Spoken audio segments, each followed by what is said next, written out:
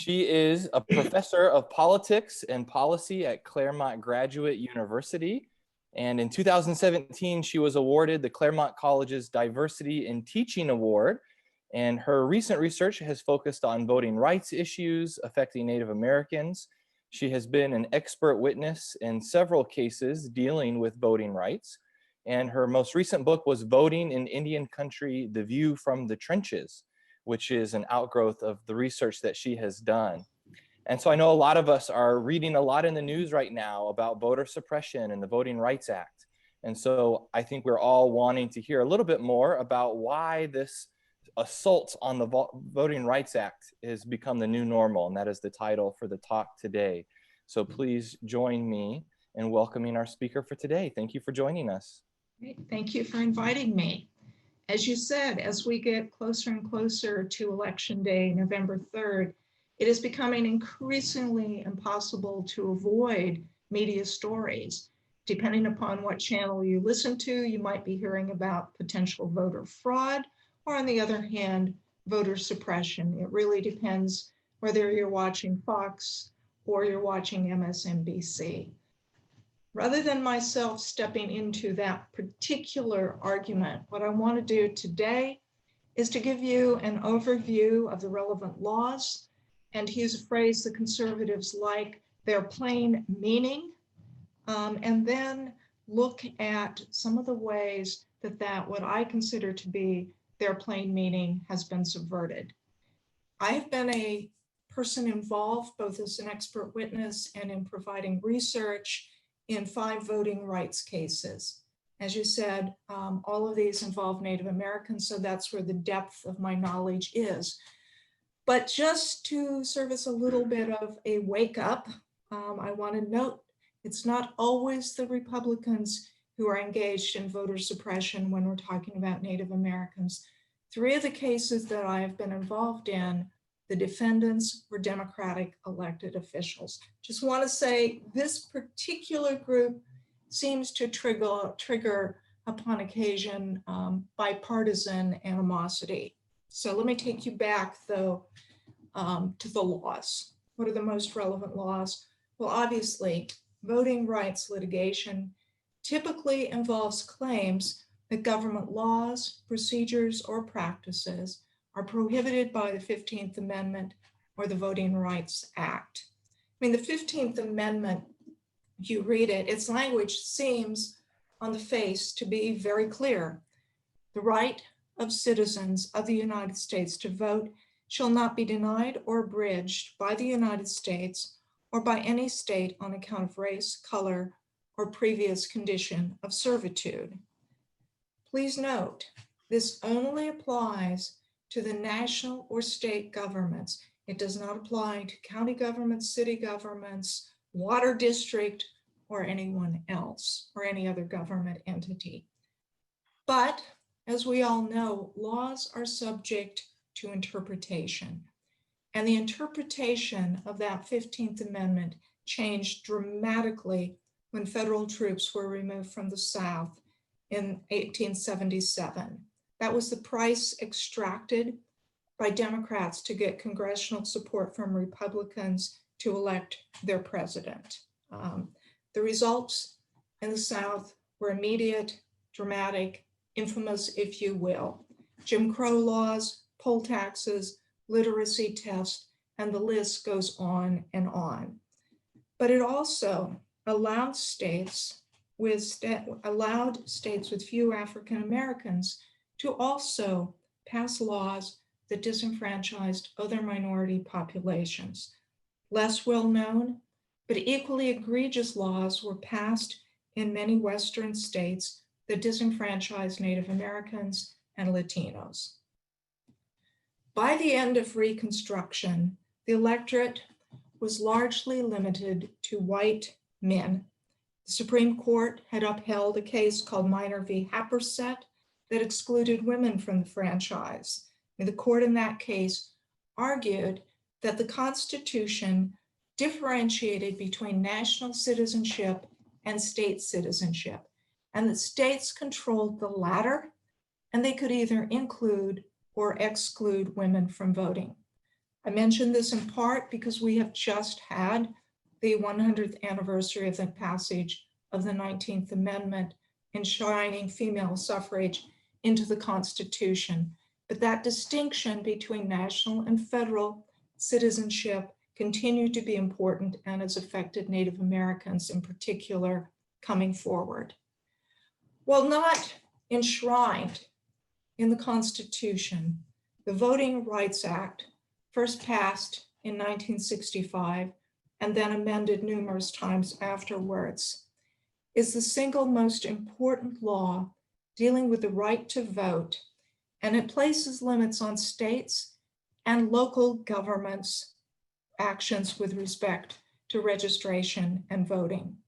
And there are a lot of different parts to the VRA. And believe me, today I do not have time to go into all of those parts. So I'm just going to skim a couple of the most important ones. I mean, think of this as VRA 101, if you will. Voting Rights Act is divided into permanent provisions which stay in place until reversed by a law, congressional law, or ones that are non-permanent provisions that have to be renewed periodically. Section 2, most important permanent provision. It prohibits, quote, qualifications or prerequisites to voting or standard practices or procedures which result in a denial or abridgment of the right of any citizen of the United States to vote on account of race or color. And it goes on and states, if it shows that the political processes are not equally open to participation by members of a class of citizens protected by subsection A, and that its members have less opportunity than other members of the electorate to participate in the political process and to elect representatives of their choice, then the totality of circumstances are to be considered in declaring if a violation has occurred. Section 2, two important strengths in Section 2. One, it's broad, it is all encompassing. And two, unlike the 15th Amendment, it applies to any government unit that holds elections, whether it's state government, county government, or my infamous already mentioned water districts. But that very broad language also leaves this particular section up to different judicial interpretations. Many conservative judges have argued that to prove a Section 2 case, there must be discriminatory intent. In other words, you have to show that they purposely did it. In other words, get them on tape or some other way to show that that was the obvious and clear intent.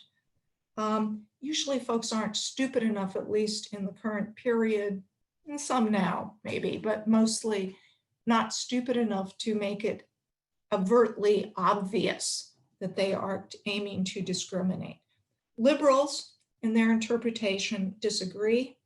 And at some point, this dispute between liberal and conservative judges over the reach of the second Section 2 to the Voting Rights Act may be resolved by a Supreme Court, which at this moment is kind of a scary thought.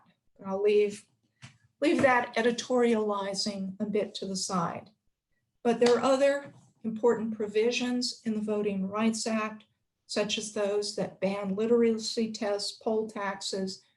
These are pretty non-controversial.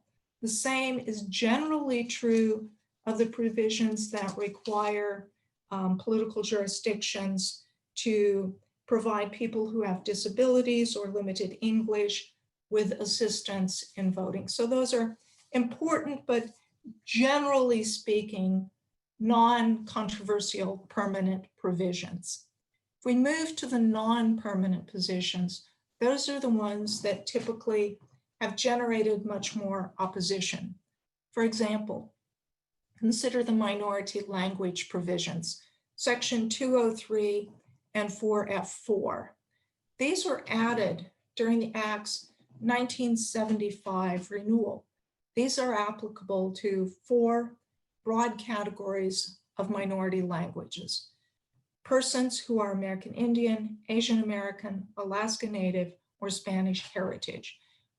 They only apply, though, when there is a large portion of the population who have one of these as their primary language and also have high levels of illiteracy. These jurisdictions that meet those criteria, they are considered covered jurisdictions and must provide registration, ballots, notices, other voter information in the minority languages, and provide oral assistance if needed. These provisions sparked tremendous opposition among conservative members of Congress, particularly those from New Mexico, Arizona, and Alaska.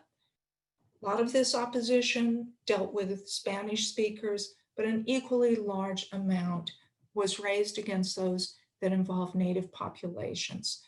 This is the first time in the issues involving the Voting Rights Act that Native Americans, Alaska Natives, American Indians, to use the census term, got particular attention in discussions in Congress over the VRA. Now, keep in mind, after every decennial census, that was a hard one.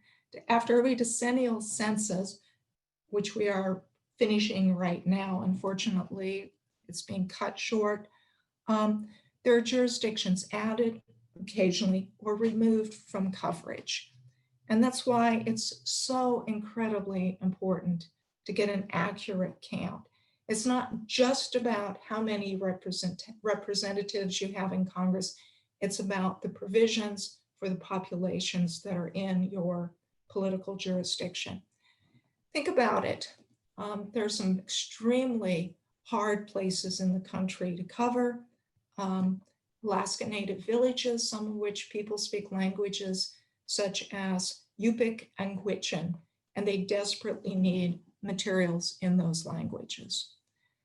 Other important provisions, obviously, I'm guessing, perhaps foolishly, that many of you are aware of Section 5 and 4B. 4B implemented Section 5. Those are the sections that have generated the most vitriolic, deep opposition. For nearly 50 years, the most important voting rights cases were argued on the basis of Section 5 and Section 4B, which was paired, oftentimes they were paired together with Section 2 claims. Section 5, non-permanent provision, was only applied in political jurisdictions that had histories of egregious voting discrimination. 4B laid out the specific criteria for determining whether Section 5 applied in a particular political jurisdiction. Initially, these covered, that's the term was used, covered jurisdictions were only in the South. Later, that was extended as evidence of extreme voting discrimination came forward with respect to Latino and Native American populations. At that point, the reach of Section 5 was extended to places such as Texas, Arizona, Alaska, and parts of South Dakota.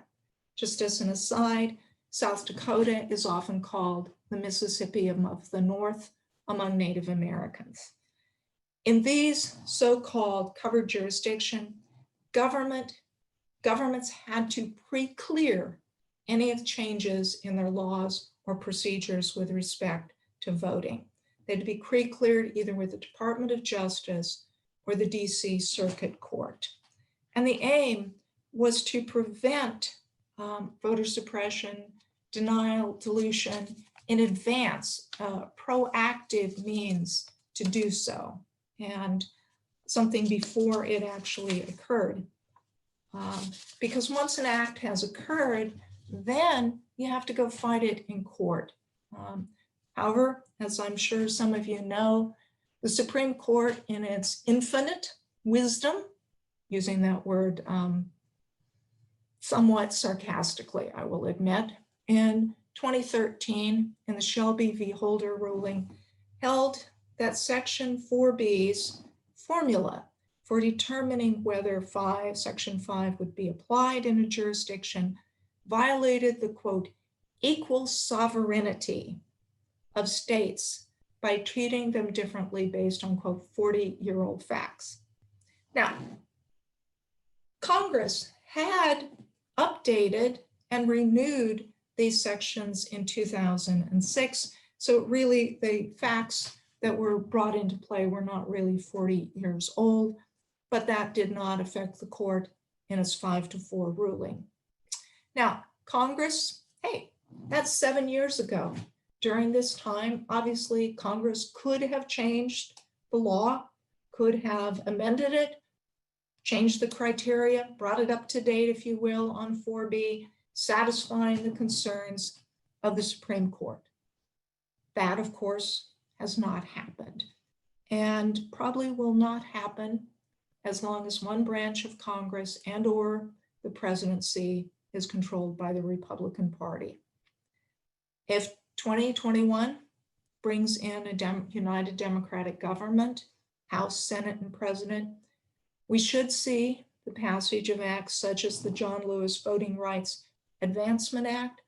And let me give you a little attention. I would also like to see what is called the Native American Voting Rights Act passed, which also deals with a series of very specific conditions that make it hard to vote, particularly on Native reservations. So Shelby, not only did it gut Section 5 or gut a very important part of the Voting Rights Act, that ruling acted as a signal, a green light, if you will, or pouring gasoline onto a small fire, in that we had an explosion in the passage of measures across the country that diluted, suppressed access to the ballot box. It also meant that minority populations whose right to vote is being infringed now have to wait until these laws are in place, until they're being implemented, if they want to challenge them. There no longer is a way to do this a priori. Well, you could say, okay, so you fight it, not a big deal. It is a very big deal. Costs of a lawsuit are extraordinarily high. Can be easily hundreds of thousands of dollars, and in fact, sometimes well over one, and even up to $2 million. What makes this even worse? There are a couple things that make it even worse. One is judges always have an incentive for a case not to go to court. So they push for settlement in cases. Defendants in voting rights cases, and I've seen this time and time again, when it looks like they're going to lose, they will run up the costs for the plaintiffs, right?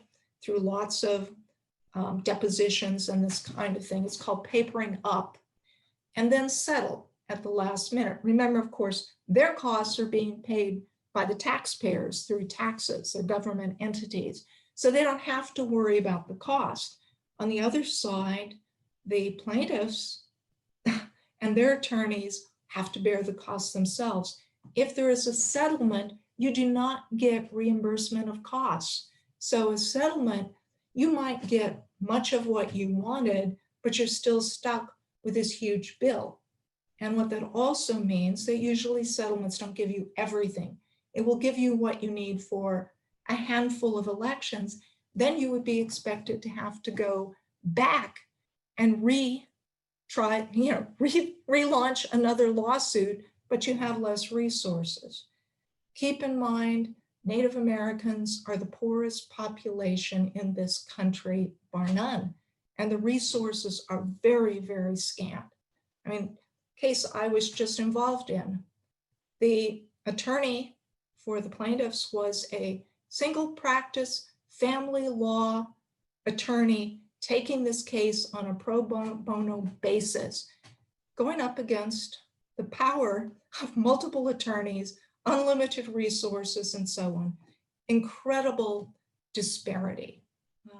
But let me take you to some of the abuses that occur in voting rights. Academics, which I admit to for my sins being one of, academics who study voting rights typically divide the types of actions into what are called first generation actions and second generation voting abuses. And it depends in the ways that they manipulate. Most of the first generation involve denial, absolute denial, you cannot vote. Second generations are ones that suppress or dilute the voting clout of the minority population. At this time, because of the gutting of Section 5, that aside from cases that involve minority language provisions, these are now fought as Section 2 cases with the weaknesses and the strengths that I already outlined. So let me tell you what some of them are. If you want to think about Section 2 challenges, they're either ones that involve challenges to at-large elections, challenges to redistricting plans, and then a category that involve registration, voting, running for office. At-large election challenges, you're probably more familiar with that because of the California law that deals with single district elections. I mean, one of the ways that minority voting power has been diluted, i.e. a second generation issue, is through at-large elections. If voting is racially polarized, you can have a minority population that constitutes 45% of the population, sometimes even more because turnout is typically lower, and they can be completely blocked from having an actual voice in elected office. If the non-minority population also votes as a bloc. So that's why at-large elections have been challenged. They were mostly put into place. The initial surge was after the Civil War, during the Reconstruction, after Reconstruction ended, and then the second period was right after the passage of the Voting Rights Act. But I think that's fairly clear. Redistricting, again, it's pretty clear, and there are ways that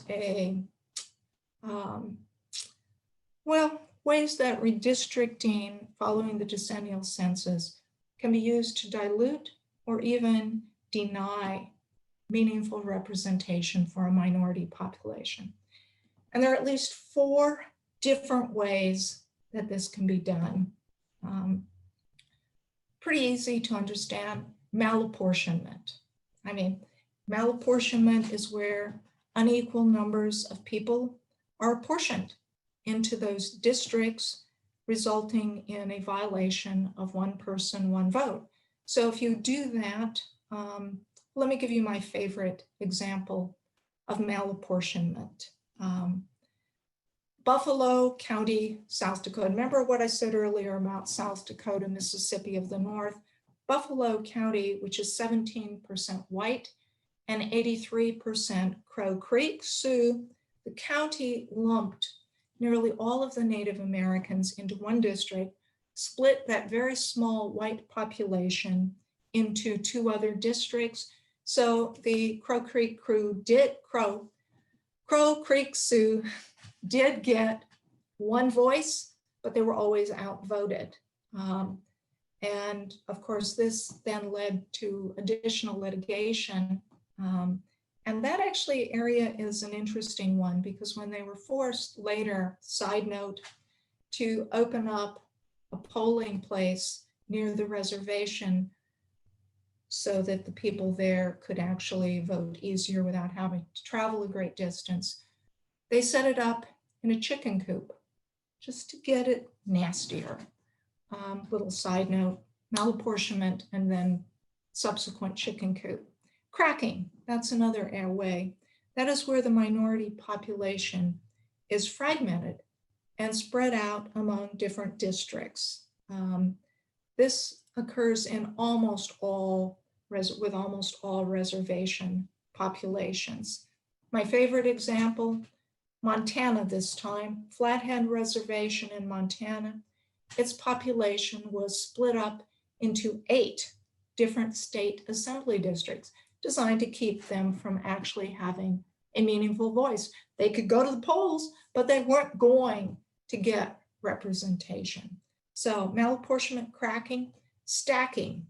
Stacking is where different concentrations of minority populations, such as Latinos and African Americans, are combined and then dispersed into heavily white districts, keeping the white majority. Packing the minority populations into as few districts as is possible, allowing them to have some representation, but always maintaining a white majority. That works hand in hand with malapportionment. One that doesn't get a lot of notice, but it's worth paying attention to, is de-annexation. Probably even most of you who follow voting rights a lot have probably not heard of de-annexation. That is where the minority population is removed from the political jurisdiction. And then decisions are made that affect them, but they have no voice. It's been done with things such as water districts, sanitary districts, and sometimes county governments, typically used against Native Americans. But I said that there was another category, and that was a category of registration voting running for office. Most of these would be considered first generation, and until recently, please note recently, were thought to have largely disappeared. But again, Shelby, we've seen this reemergence of these kinds of issues, first generation issues. I mean, there seems to be an almost endless variety of vote denial, dilution, and suppression actions that have had to be fought, and they have to be fought under Section 2. So I'm just going to touch on some of the most important ones. I'll begin with what I call the oldies but goodies, and then I'll move on to some that I consider to be newer ones. So starting, well, one is limiting the number of registration cards, voter registration cards that are given to minority groups. You can't fill out the cards, you can't gain access. A twist on this is the National Voter Registration Act requires government entities such as DMV, welfare offices, and so on to offer people an opportunity to register to vote. South Dakota right now is in the midst of a lawsuit charging that they have failed to do this for reservation populations. Another one, refusal to accept filled out registration cards. Now you might say, hey, they've got to take these cards. No, just this last week, I found out, I spoke with Native people who have been involved in a voter registration drive in Minnesota, where in 2 counties, the election officials were refusing to accept registration cards. Handed them back, said they belonged in a different county when they didn't. Handed them back saying they couldn't read them, they were illegible, all kinds of issues. So that is now being argued with the Secretary of State in Minnesota. Third one, probably very familiar with this, closing of polling places in minority communities. This has just exploded in the post-Shelby era. According to the Leadership Conference on Education Fund, between 2014 and 2018, 1,173 polling places were closed. Worst offenders, Texas, Arizona, and Georgia. Another one, closing early voting sites. I mean, all these things that have been designed by more liberal people to make voting easier. Early voting sites, closing early voting sites, but doing so in minority communities. Favorite example, Jackson County, South Dakota. Any of you from South Dakota are going to come out hating me by the end of today, sorry. Jackson County was required by the settlement in Poor Bear v. Jackson County lawsuit to open an early voting site on the Pine Ridge Reservation part of the county. They were forced to by this lawsuit. They ran up the costs, stuck the plaintiffs with a big cost, but they got a settlement that said you will have an early voting site. So what happened? Well, South Dakota, as you probably know, has been in the forefront of resisting any efforts to deal with COVID, shutting nothing down, Sturgis, the motorcycle rally, President Trump coming, all of this. But Jackson County decided that because of COVID, they would have to close the early voting site on the Pine Ridge Reservation. Not the place off the reservation where the white population could vote, but in Jackson County on the Pine Ridge Reservation. Yeah, love it. But it's not just South Dakota. Pima, Arizona, this election doubled the number of early voting sites in the county. You could say, yay, Pima County.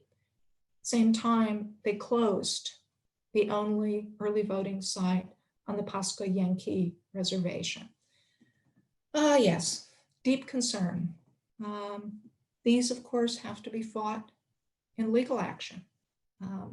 Another one, purging the voting rolls. States can remove from the rolls voters who have not voted for 2 general elections. It's not required that people be removed, but they can choose to remove people. This was part of the 1993 Help America Vote Act and also state laws. States, in some cases, have made it now felony removal allowed states when there's a felony disenfranchisement law to charge people who have been shown to have mental incapacity if the voter dies, change in residence. All of these things seem to be a reasonable excuse for removing people from the rolls. However, there's a lot of people who do not fall into those categories who have been removed. Since Shelby, 17 million voters have been purged from the voting rolls in this country. In states formerly covered by Section 5, the rate of purging is 40% higher than in the non-covered states, formerly covered states, according to the Brennan Center. One state, South Dakota, again, if you look at Todd County, which is the Rosebud Sioux Reservation, between 2016 and 2020, Todd County removed 27% of the voters who were from the Rosebud Sioux Reservation. Purging, but states' voter ID laws gotten again a lot of attention. Many of these documents are hard to obtain for minority populations. You may recall the most extreme example was North Dakota. It's a requirement in 2018 that you have a residential address on government ID, even though most people on reservations live on roads without names or numerical numbering. 3 weeks before the 2018 election, the Supreme Court said North Dakota could put that law into effect. People went crazy, including my colleagues here with me at CGU, to try and create addresses using GIS for people. Another is putting requirements that make it hard to qualify for getting an absentee ballot, such as, and again, South Dakota, get your request notarized. South Dakota, in this election, sent out to all registered voters an application to switch to voting by mail because of COVID. But you had to get that request notarized.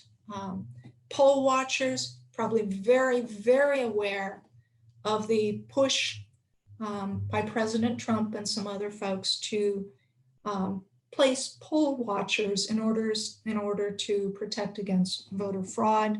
Other people consider this to be very serious voter intimidation.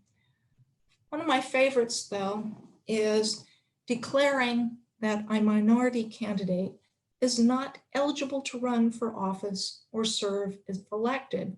This used to be fairly common before the passage of the Voting Rights Act. However, it has reemerged. It's a man named Eddie Grayeyes. Eddie Grayeyes had lived his entire life in San Juan County, Utah, which is part of the Navajo reservation part that goes into Utah. He lived his whole life there. In 2018, he won the Democratic nomination to run for the Board of Supervisors. The county removed him from the rolls, said that he could not run because he was not a resident of the county. What evidence did they provide? A deputy sheriff had gone to his home. He was not there, came back and testified that he did not see recent tire tracks. So Eddie Grayeyes then, of course, had to go to court to make it possible for him to run for election, which again, he actually won. But there's some newer ones too. Every time I think I can't come up with any new ways to disenfranchise people, I discover there are new twists. Some of these new twists are new twists on some old tried and true techniques, and others are entirely new. Felony disenfranchisement, old way to disenfranchise people. People probably listening know that many of these laws were passed following Reconstruction in the South. Most historians say, yes, it was explicitly designed to disenfranchise African Americans. But what gets lost in the telling of this story is that these laws were also passed in states that had virtually no African Americans. For example, Idaho, when it passed its law, the census said there were exactly 80 African Americans in the entire state. These laws were passed in places like Idaho, but also much of the West as an effort to disenfranchise Native Americans and people of Latino descent. Supreme Court said this is allowed in a case called Richardson v. Ramirez.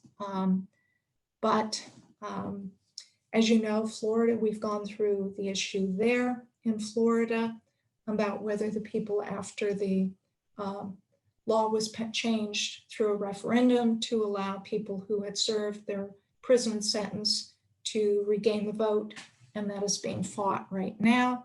But let me tell you the latest little interesting twist, one that's appropriate, somehow seems appropriate for the current period. Tennessee came up with a new twist on felony disenfranchisement. They have passed laws making protest actions such as camping on federal property or blocking highways a felony offense, such that you could then lose the right to vote. So if you protest peacefully, you can turn up completely losing your right to vote. Then, of course, there is defunding the post office as opposed to the police, as a means to make it more difficult to vote by mail. Again, this has disparate impacts, particularly on Native Americans. Consider, for example, the Navajo Nation reservation. This reservation is larger than the state of West Virginia. West Virginia has 725 post offices, and most people get mail delivery at home. The Navajo reservation only has 40 places, not even full post office, but 40 places where you can get or send mail, and it does not have any residential mail service. In fact, there is one part of the reservation that is literally 871 square miles that does not have a single post office. And I guess I will close with one last little, I hate to use the term, I'll just pass, one that just almost takes your breath away. I mentioned earlier Alaska when I was talking about the minority language provisions. But in the primary, the state of Alaska had completely forgot, whether purposeful or not, to send ballots to one of the native villages. So in one foul swoop, about 150 people lost any opportunity to participate in the election. So let me close saying we need to, or at least I'll open myself up for questions, but I strongly urge everyone here to make sure, one, you're voting, and two, find means, whatever means possible, whether it is writing to your members of Congress or giving funding support to groups that are fighting these battles, because it is incredibly unequal, and the right to vote should be an essential for all citizens. Thank you so much. That was an incredible presentation and so informative. And thank you for your last comments, because I feel as if when we're listening to this, it's just inspires so much anger and frustration. And so thank you for directing that to us, that we need to do whatever we can to promote better legislation. So we'll open it up for questions. Raise your hand on your video or that little blue hand on Zoom, or just unmute and jump in. I'll go ahead and start. As I was listening, a lot of what you said reminded me of what we read in a book for the church, The New Jim Crow, about how hard it is to prosecute like very obvious, what would be to us very obvious racial disparities in the legal system. And it sounds like those same challenges are there for trying to create lawsuits against discrimination in voting systems. What ways are lawyers being creative in this process to try to prosecute some of these egregious voter suppression tactics?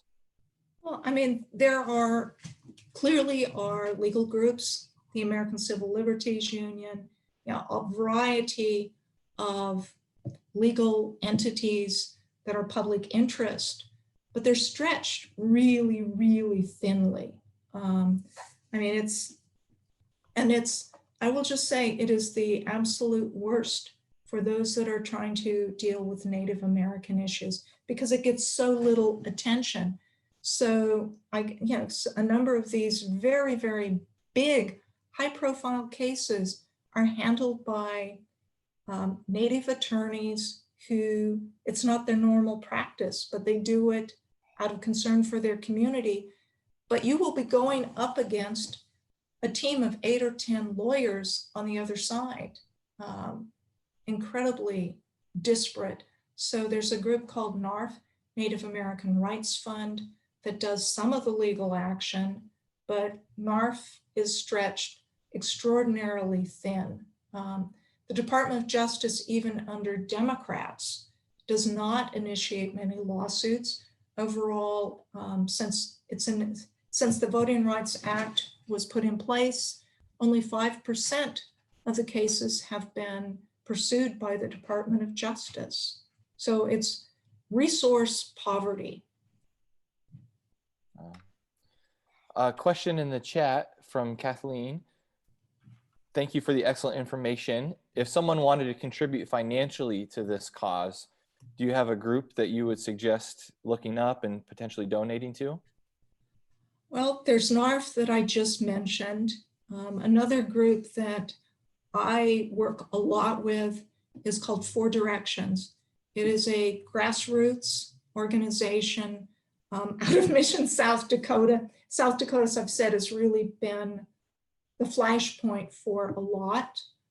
They do get out the vote, and in charging, the Minnesota case, the Minnesota that I was just mentioning, the refusal to accept the ballots, that 4 Directions is pushing on that. Those are the 2 groups that also North American Congress of American Indians.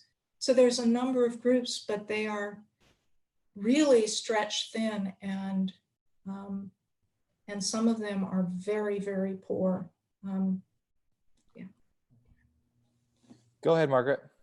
Yeah, say on the four direction, is it FOR direction or FOUR or? FOUR, and it's out of Mission, South Dakota.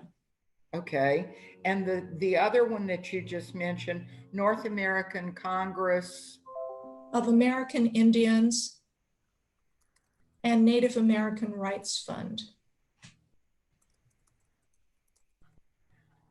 Okay, and being from Tennessee, I know about the Tennessee case. This type of thing makes my blood pressure jump about 40 points or more. It just infuriates me. Yeah, thank you, Margaret. I think we can all relate to that. Another question?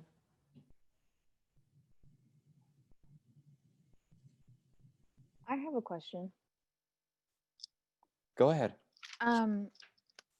You mentioned that in Tennessee, they've passed a law now or are going to pass a law where it's a felony to protest. Certain protest actions, so blocking a highway or camping on federal property becomes a felony offense, and then you can be disenfranchised. How is that If legal? convicted. Pardon? How is that legal? Margaret, looks like you're jumping up and down. Did you want to handle that? It doesn't matter. They did it. What they did, and this happened, oh gosh, about 4 months ago, I think, 3. They got so angry over the peaceful protest in Nashville that they passed this. And as she said, they can then claim you're a felony, you're a convicted felon, and therefore we're going to take away your vote, your right to vote. It's so new, it hadn't been challenged yet.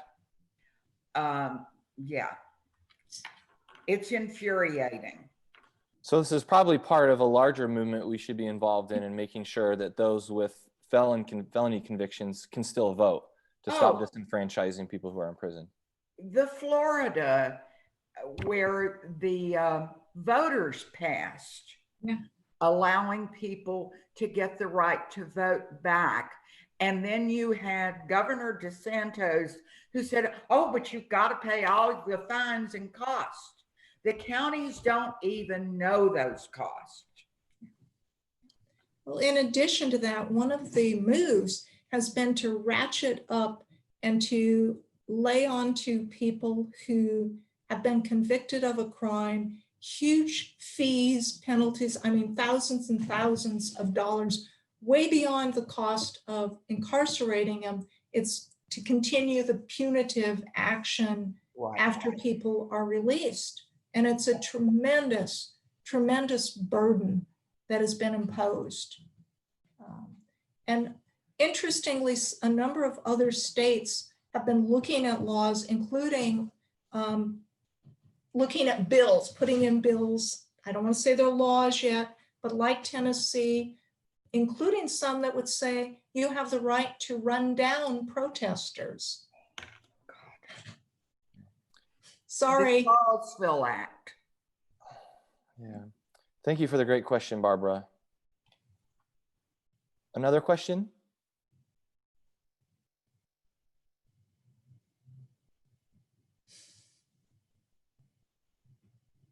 Feel free to put something in the chat too, if you'd like. I'll throw one other one. The undercounting for census, isn't that short-sighted? And I'm going to pick on New Mexico or Arizona.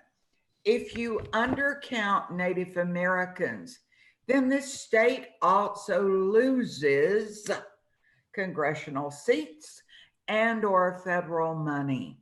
Yeah. Do they not connect the two and get it? Or are they so intent on continuing to grind down Native Americans if they don't care? I mean, the degree of census undercount among the Native Americans, particularly on reservations, is extraordinary. Last I heard, and this, my data's out of date, I want to be really clear on this, that it was somewhere around 20% actual count, in some places even less. Because remember, when you're thinking about the Native population, we're in the middle of COVID. Native Americans, when Europeans arrived, brought with them diseases, and you had entire populations literally wiped out from smallpox and other diseases that they had no immunity to. So when COVID hit, many reservations closed down. And again, South Dakota, the governor was saying she was going to call out the National Guard to force them to open up. But you have to understand it within the context of that history. And so the undercount is very low. It's typically hard to count these populations because what census usually does is they send white enumerators around. And as one of my friends says, you see a couple white guys showing up, you're out the back door, because you figure it's either Mormon missionaries who are going to talk your head off, or it's the cops looking for somebody. So it's a huge issue. And so many of the resources that are to be provided by the federal government because of the treaties depend upon population numbers.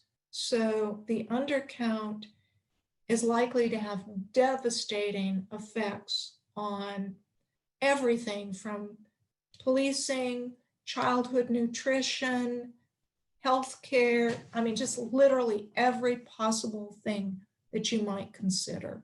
So, yeah. Okay. Thank you again so much for your time. Everyone, we've got, 16 days until Election Day. So we got to continue to use this time to encourage people to use their voices to create change in our country. We really appreciate, again, your time. Thank you for this really informative session. I know, like Margaret, our blood pressure is probably boiling at this point. Worship will be in a few minutes. Hopefully that can redirect our high blood pressure towards some productive actions. Thank you so much, Jean.